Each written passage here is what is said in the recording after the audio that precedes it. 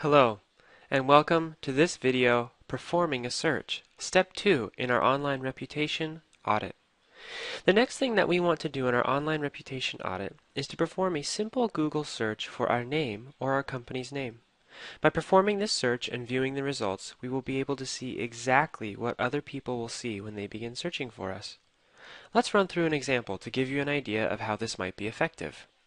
First, let's go to google.com. Now let's choose a company, let's say Pepsi, and we'll pretend to be auditing this company. Let's type in Pepsi and see what we get.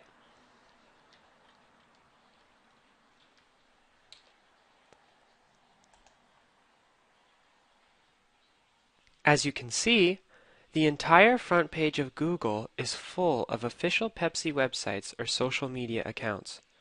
For those unfamiliar with online marketing, this is significant and certainly something that Pepsi has spent a lot of money and time to ensure.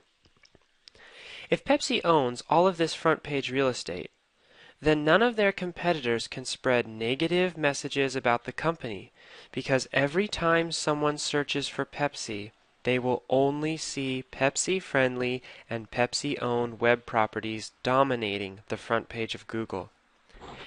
If you perform a search like this using your own name, or perhaps the name of your company, you will probably not see the same results that Pepsi has shown here. As a matter of fact, if you try and search for your own name, you may see the pages of other individuals with your same name outranking your own websites or other web properties.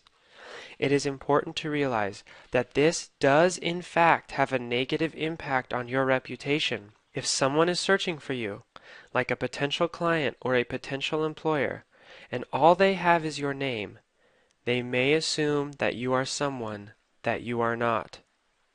In our next video, we're going to examine the third step in performing an online reputation audit, searching other sites.